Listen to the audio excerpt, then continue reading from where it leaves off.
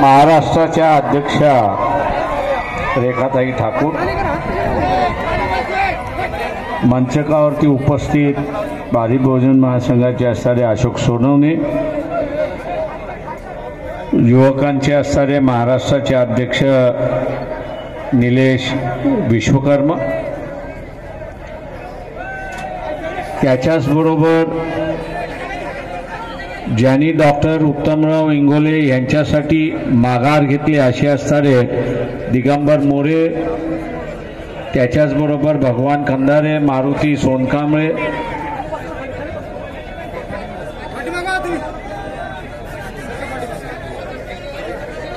ज्यांनी देगलूर बिलोली मतदारसंघातील धुरा सांभाळलेले आहेत असे असणारे सुभाष भाऊ अमलापूरकर, त्याच्याचबरोबर धम्मदेव गावंडे, सय्यद बस्ती, डॉक्टर मारुती कांबळे, गणेशजी कोटाळे, डॉक्टर राम, त्याच्यानंतर बाबासाहेब कुटारे, संजय भास्कर, इंदुरकर महाराज, गंगाधर कांबळे, गजानन चिंतळे, इंद्रजीतजी आणि ढोकेजी, उपस्थित बंधूंनो आणि भगिनींनो, महाराष्ट्रातून असणारे बरेच राज्य कार्यकारिणीचे असणारे सदस्य सुद्धा या प्रचारामध्ये उपस्थित आहेत। त्यांची नावं 40ला मला इथे असणारं निघायचं आहे।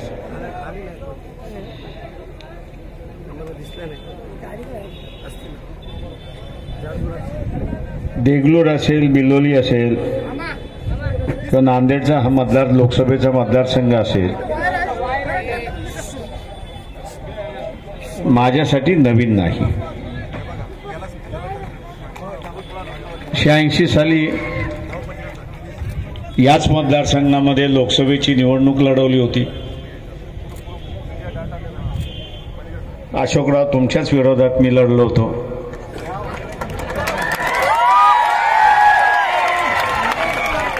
आणि मला इलेक्शन लढायला लावणं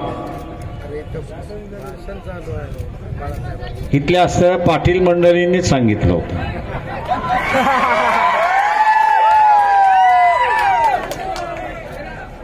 त्याचं कारण नाही सांगत,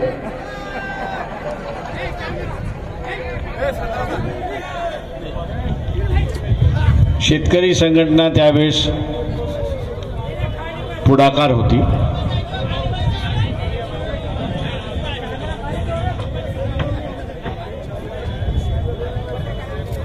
त्याच्यावेळेस माझे मुक्काम सुद्धा या मतदारसंघामध्ये रात्रीचे वाड्यावरतीच होते।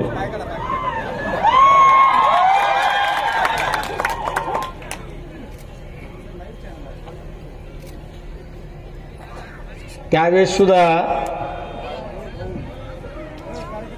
गावांगाव आम्ही असं फिरलो होतो।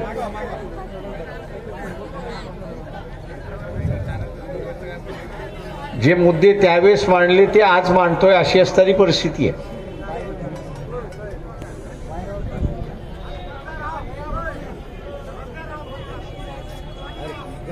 शेतकरी संघटनेचे असणारे कार्यकर्ते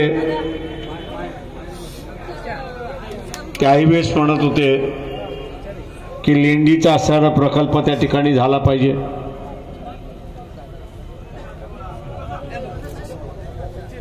माझ्यानंतर शंकरराव चव्हाण प्रचाराला आले, त्यांनी आश्वासन दिलं की ते सगळं आम्ही करतो, कारण का मुख्यमंत्री त्यावेळेस होते। शंकरराव चव्हाण त्यावेळेस मुख्यमंत्री होते। त्याच्यानंतर अशोकजी आपण सुद्धा मुख्यमंत्री झालात।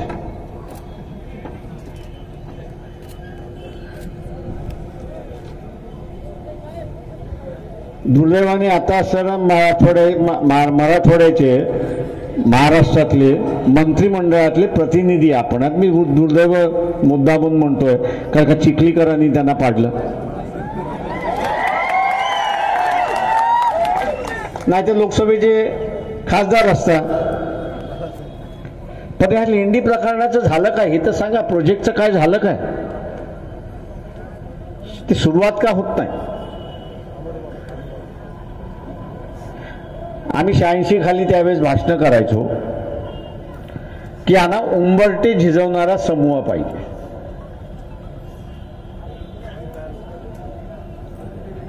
यांना उंबरठे झिजवणारा समूह पाहिजे. म्हणजे आपण आलो की कोणीतरी निवेदन घेऊन येतंय, फोटो काढायचा, वर्तमानपत्रामध्ये छापायचं, आश्वासन द्यायचं की आम्ही असं करतो. आणि 86 आणि आज 2021 किती वर्ष झाली? माझं गणित कच्चं आहे. किती वर्ष झाली? ज्यांच्या जमिनी अधिग्रहण केल्या त्यांना पैसे तरी मोबदला तरी मिळाला का?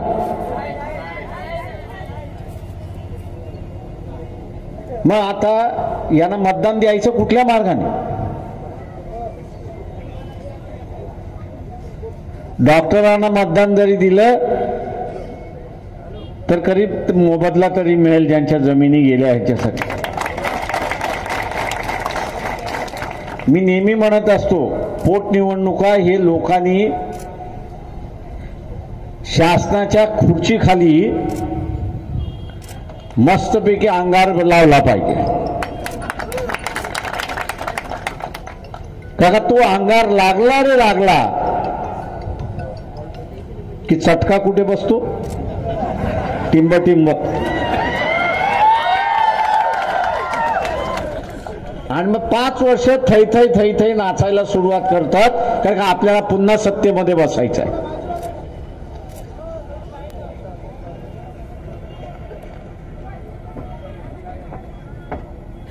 रखडलेले प्रकरण आणि प्रोजेक्ट्स इथले चालू करून घ्यायचे असतील तर एक लक्षात घ्या, यांना आता सत्ता पाहिजेच.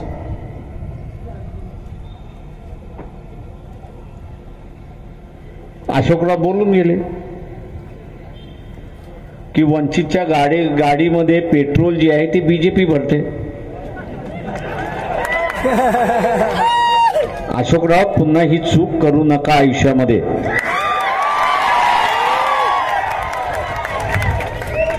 कारण का हाच कार्यकर्ता माझ्या पाठी लागलेला आहे की इलेक्शन होऊन जाऊ द्या, आमच्या गाडीमध्ये कोणी पेट्रोल भरलं हे आम्ही हायकोर्टाला विचारतो. हायकोर्टाला विचारतो. आणि अशोक चव्हाणाचं कुठलं प्रकरण आहे? कोणाचा फ्लॅट आहे त्याच्यामध्ये?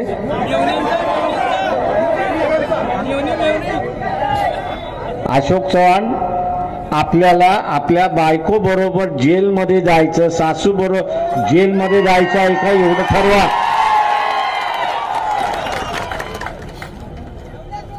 एक मोर्चा हायकोर्टावरती गेला, तुम्ही दडवलेली फाईल पुन्हा बाहेर येईल एवढं लक्षात घ्या.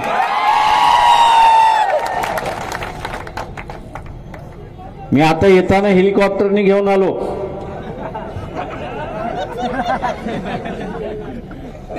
त्याचं भाडं कार्यकर्त्यांनी दिलंय. तेव्हा आता पुन्हा म्हणू नका की हे केवळ हेलिकॉप्टर सुद्धा बीजेपीने दिले. नाही तर यांचा मोर्चाचा कार्यक्रम पक्का होईल.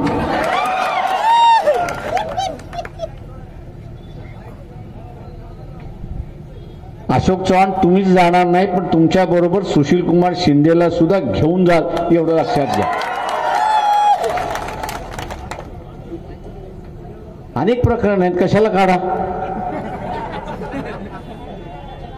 त्याच्यामुळे कोणाच्या नादी लागायचं, कोणाच्या नादी लागायचं नाही हे अशोकराव पहिल्यांदा ठरवून घ्या.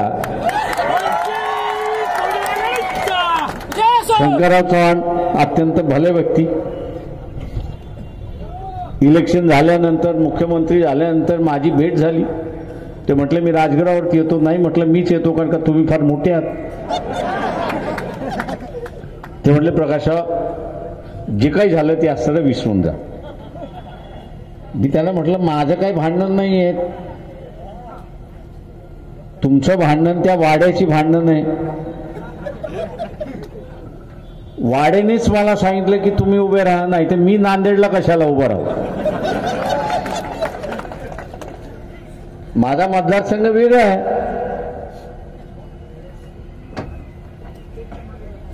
ते म्हटले प्रकाशराव जे काय आहे ते तुमच्या मनात ठेवा, बाहेर येऊ देऊ नका.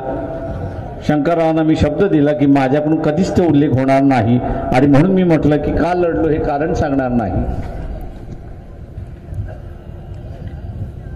भले व्यक्ती, अनेक जणांचं त्यांच्याबद्दल गैरसमज मतभेद असतील, पण माझे संबंध फार चांगले होते.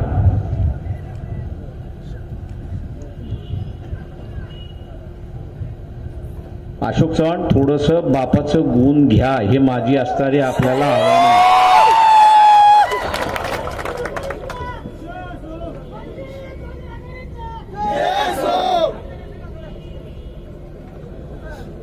आणि म्हणून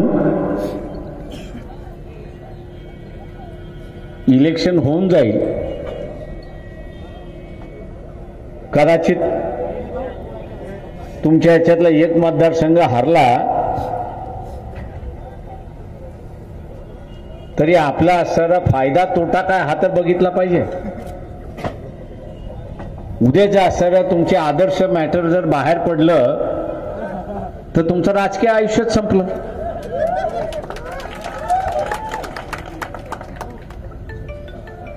का कोर्टाच्या जेलच्याच वाऱ्या, दुसऱ्या काय आहे त्याच्यामध्ये. काँग्रेसचे चिदंबरम आहेत, त्यांची असणारी अवस्था आपण बघतोय. त्याच्यामुळे इलेक्शन म्हणून लढा, अशी माझी असणारी आपल्याला आव्हान आहे.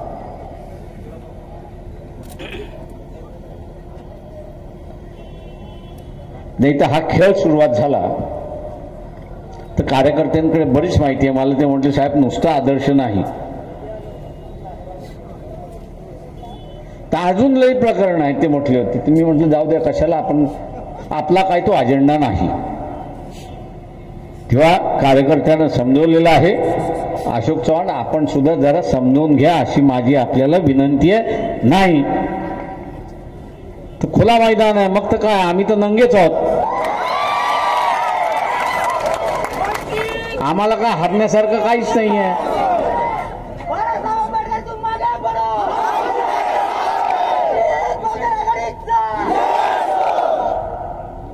बीजेपी वाल्यांनी प्रयत्न केला,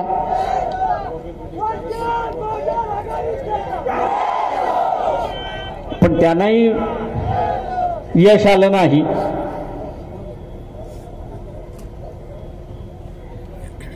आज सर या मतदारसंघात बीजेपीची दयनीय अवस्था आपल्याला दिसते.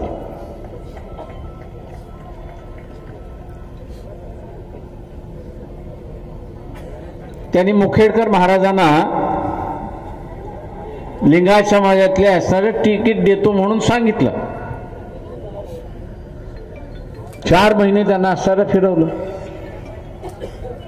मतदारसंघात फिरवलं. या महाराजांना मी भेटलेलो आहे.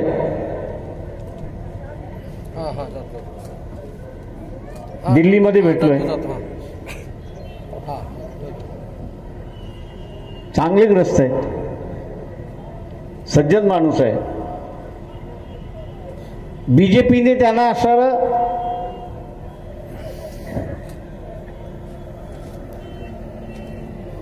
मतदारसंघात फिरव.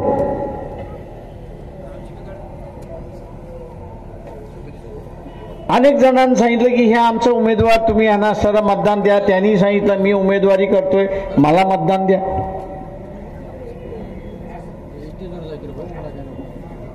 आता या मुखेडकर महाराजांना गावोगाव फिरवल्यानंतर आता ते या मतदारसंघात फिरू शकतात का?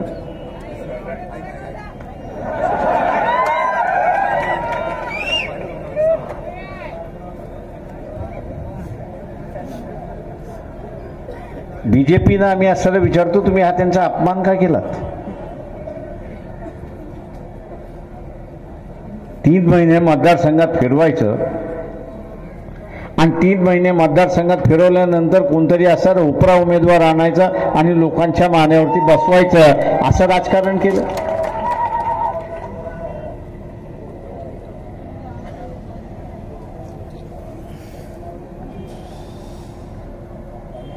नाकारलं का हा त्याच्यातला महत्वाचा भाग आहे.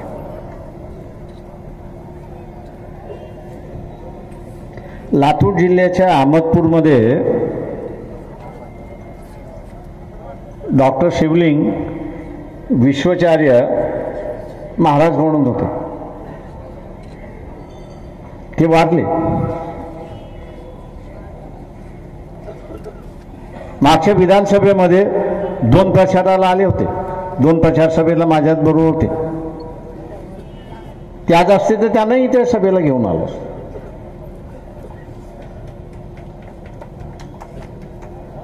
त्यांची एक मागणी होती किंवा इथे असणारे जे कोण विश्वेश्वरांना मानते त्यांची असणारी एक मागणी आहे. 2 तट आहेत ह्याची मला जाणीव आहे. एक जण असं म्हणतंय की विश्वेश्वरांचा जो विचार आहे त्याला एक असणारं धार्मिक अधिष्ठान असावं, त्याला एक नाव असावं. आणि एक जण म्हणतोय की तो संप्रदाय आहे, तो संप्रदाय राहावा. बीजेपीला भीती वाटायला लागली की आपण असणारा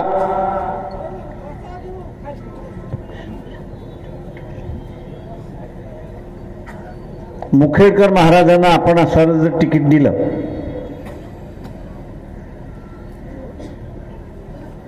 आणि उद्या ते निवडून आले आणि निवडून येऊन त्यांनी विधानसभेमध्ये हा जर प्रश्न मांडला तर आपल्या असणाऱ्या अख्ख्या हिंदुत्वाची असणारी वाट लागेल. हिंदूंचा असणारा वापर करून मुसलमानांच्या विरोधातला प्रचार करून आपण मतं घेतोय.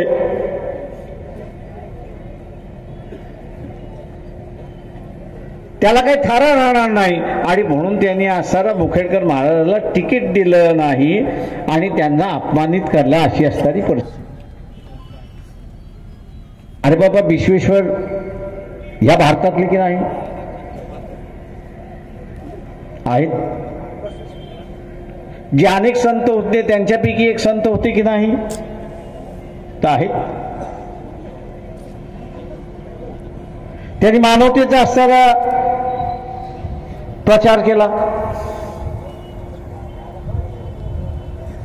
आता मानवता शिकवणं ही काय वाईट आहे का? बीजेपीने असणारा खुलासा करावा की तुम्ही असणारं इथले जे वेगवेगळे संप्रदाय आहे त्या संप्रदायाला मानता की न मानता याचा खुलासा करा.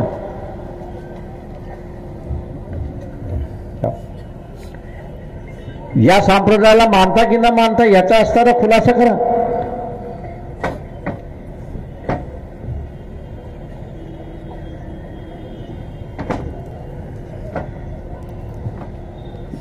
आणि म्हणून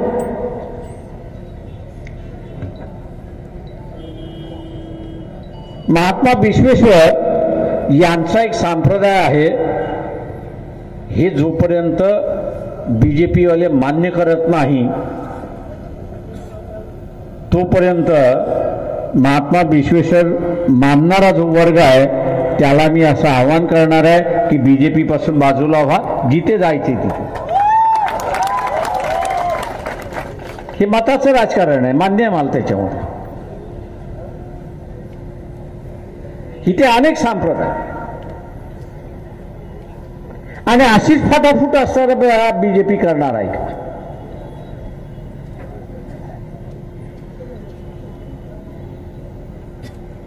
आणि ही फाटाफूट समाजामध्ये होता कामा नये, धर्माच्या नावाने होता कामा नये, संप्रदायाच्या निमित्ताने होता कामा नये. हे बघणं आपलं कर्तव्य आहे. सगळं इथले राजे कोण? इथले पक्ष चालवणारे ते राजे आहेत का? निवडून दिले ते राजे आहेत का? मग राजे कोण? या देशाचा मालक कोण? आज मग जोरात बोला ना, लाजत का बोलताय? उद्या अशोक चव्हाण समोर आला पाहिजे तर त्याला सांगता आलं पाहिजे, अरे बाबा तू माझा नोकर आहेस, तुला निवडून दिलेला आहे, अमुक कर. जो जो निवडून जाईल तू आपला सेवक आहे आणि आपण त्याचे मालक आहोत, हे पहिल्यांदा डोक्यात बसून घ्या. नाही तर तुम्ही असं केलंय की सेवकाला मालक केले आणि मालकाला नोकर केले, अशी अवस्था तुम्ही करून बसलेला आहात.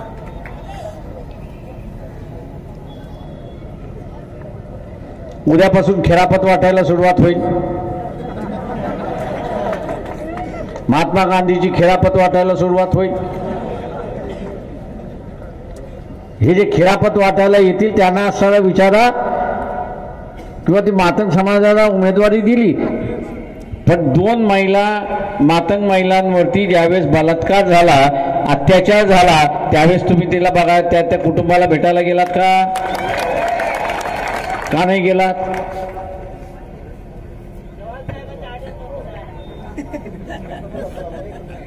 तो तरी गेला का?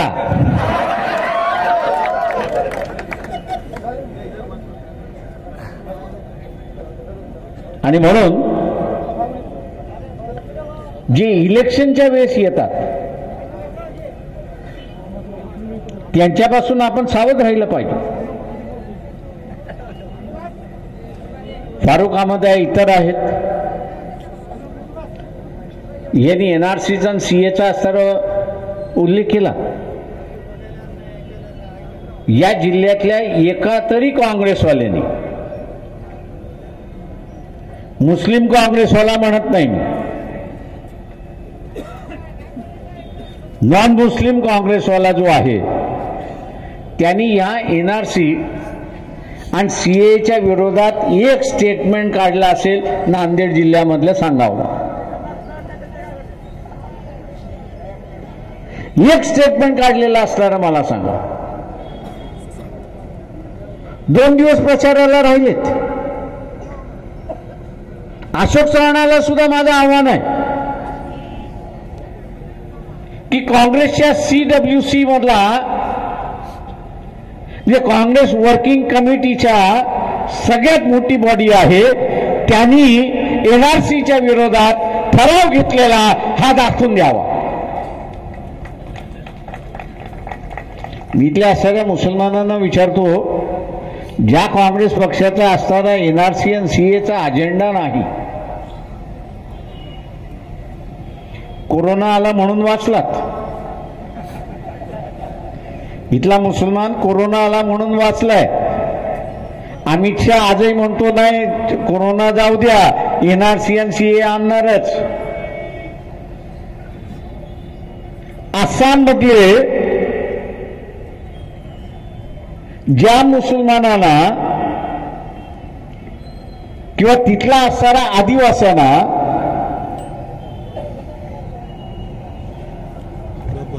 प्रमाणपत्र दाखवता आलं नाही, त्यांना कुठे ठेवण्यात आलं होतं माहितीये? त्यांना जेलमध्ये ठेवण्यात आलं होतं.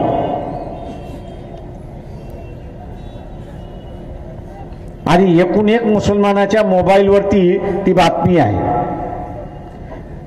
मी इथल्या मुसलमानांना विचारतो की सुप्रीम कोर्टाने सांगितलं की 5% आरक्षण मुसलमानाला दिलेलं कायदेशीर आहे.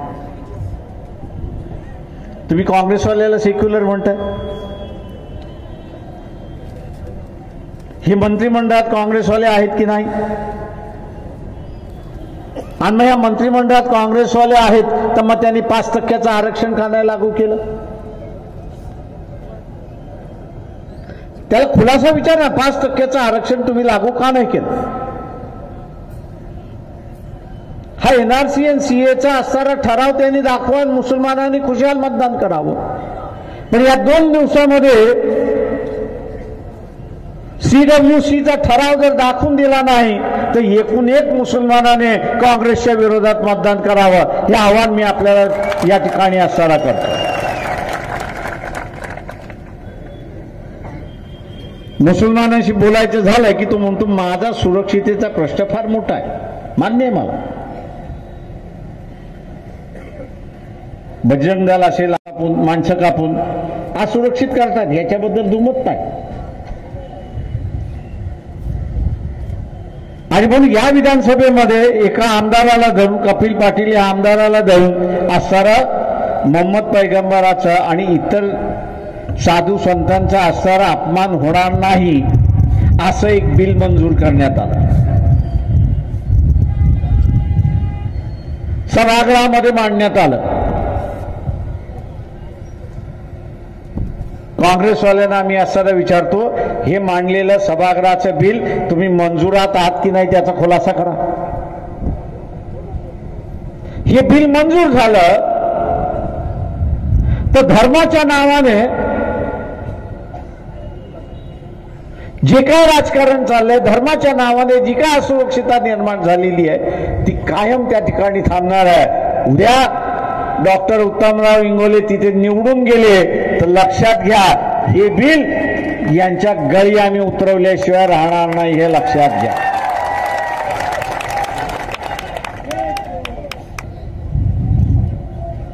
आणि म्हणून मुसलमानांना आव्हान आहे की डॉक्टर उत्तम इंगोलेंना जाऊ द्या, विधानसभेमध्ये निवडून जाऊ द्या, 5% आरक्षण मंजूर केल्याशिवाय राहणार नाही. का कोर्टानेच म्हटलेलं आहे की शिक्षण क्षेत्रामध्ये यांचा असणारा न्याय आहे, अशी परिस्थिती आहे.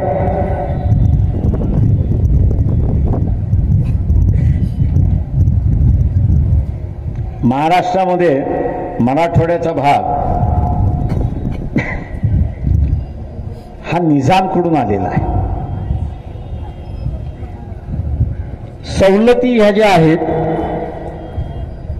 ह्या 35चा कायदा ज्यावेळेस झाला, 1935चा कायदा झाला, त्या 35च्या कायद्याच्या वेळची घटना आहे. 1935 साली जे ट्रायबल आहेत म्हणजे आदिवासी आहेत, एससी आहेत आणि इतर मागासवर्गीय आहेत त्यांच्या याद्या तयार झाल्या. इथे मुन्नेवारलो आणि कोळी समाज आहे. मुंबई इलाका जो होता की जो मुंबई इलाका कराची पासून ते असणारा कारवार पर्यंत होता,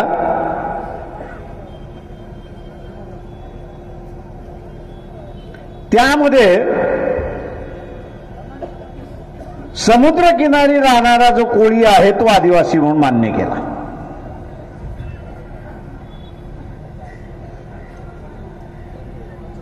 मी इथल्या असणाऱ्या कोळी बांधवांना असणारं आवाहन करतो की आपली बाजू व्यवस्थित मांडल्या गेलेली नाही. निजामच्या यादीमध्ये जे आदिवासी होते, महाराष्ट्रामध्ये हा भाग विलीन केल्यानंतर ती यादी जशीच्या तशी विलीन झाली पाहिजे होती आणि ती तशीच्या तशी विलीन झाली असती तर कदाचित कोळ्यांना सर्टिफिकेट मिळायला मोकळं झालं असतं. आणि आज गेले अनेक वर्ष निवेदन देण्याच्या पलीकडे त्यांनी काहीच काम झालं. पण ज्यांना आपण मतदान देत आहे, काँग्रेसला मतदान देत आहे, या काँग्रेसवाल्यांनी हा प्रश्न धसाच लावून धरला का? किंवा हिंदुत्वाच्या नावाने जे बीजेपी वाले आहेत, वाल्मिकीने रामायण दिलं आणि वाल्मिकी एक कोळी समाजाचा आहे असा प्रचार करत, भ्रमनिराश करत आपली मतं घेतली. त्यांनी सुद्धा सत्तेवरती आल्यानंतर काही केलं तर काहीच नाही.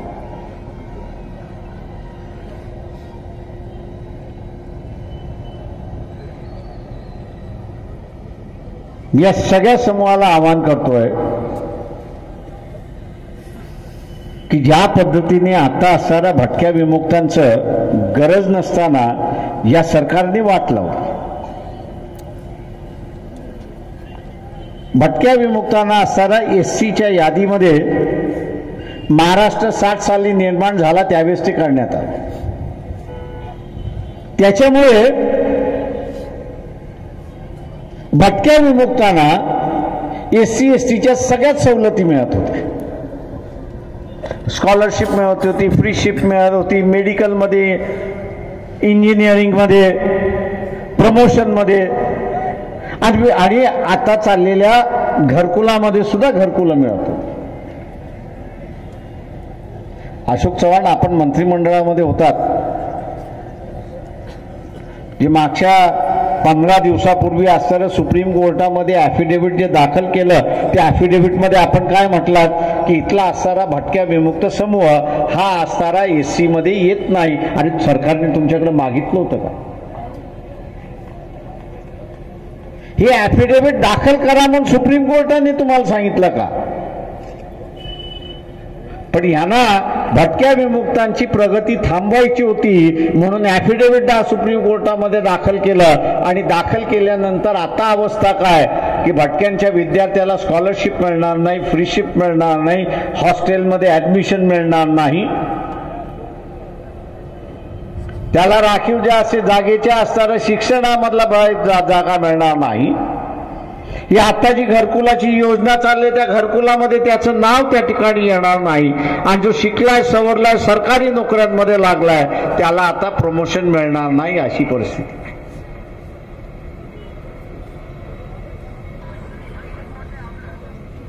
आणि तरीही आम्ही असणारं जे सरकार आम्हाला असणारं उद्ध्वस्त करायला निघालेलं आहे त्याच पक्षाला आम्ही असणारं मतदान करणार असू,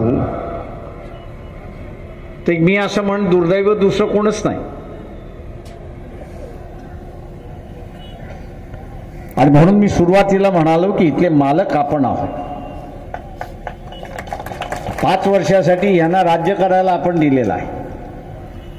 हे यांच्या मनमांजीप्रमाणे राज्य करत असतील तर यांच्या खुर्चीखाली आग लावण्याची आता गरज आहे, आणि मताच्या स्वरूपामध्ये लावण्याची गरज आहे. मी आव्हान आपल्या सगळ्यांना या ठिकाणी करतोय की डॉक्टर इंगोले यांची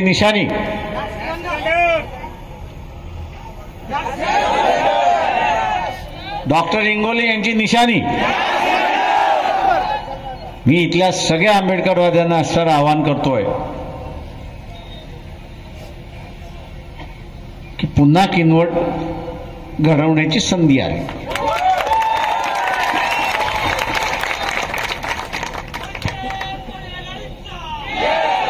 किनवटला आपण कोणाला निवडून आणलं?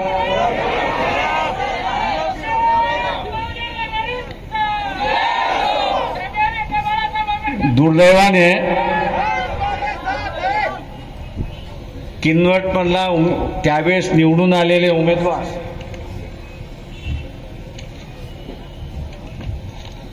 हे आपल्यासारखेच होते.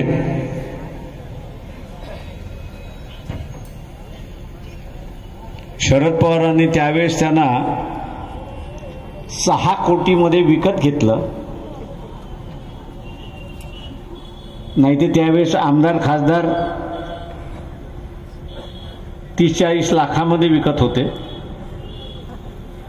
पण दुर्दैवाने भीमराव केरामला सांगितलं, अरे बाबा तू फसणार आहेस, हे 6 कोटी तुला मिळणार नाही, खडकू मिळणार नाही त्याच्यात, हे डाकू आहे,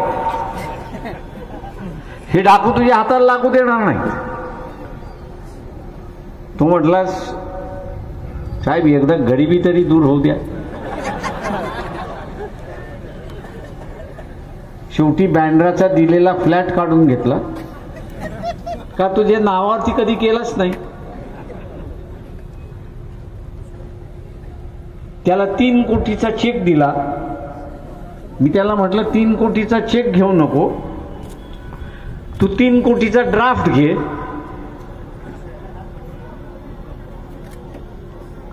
किती जणांना चेक आणि ड्राफ्ट याच्यामधला फरक माहिती आहे? हात वरती करा. म्हणजे अर्ध्यांना माहितीच नाही. त्या कॅटेगरी मधला आपला भीमराव केराम,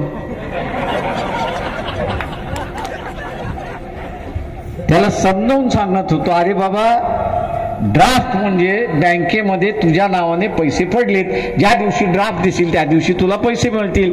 चेक म्हणजे तू दाखल केल्यानंतर तो वटायला जाईल, तो वटायला गेल्यानंतर ज्यांनी दिलाय त्याला विचारलं जाईल की तू हा चेक दिलाय का, उद्या त्यांनी म्हटलं मी हा चेक दिलेला नाही ते वाटणार नाही. म्हटलं ही अशी फसवेगिरी करण्याची परिस्थिती आहे, त्याच्यामुळे सांभाळून राहा.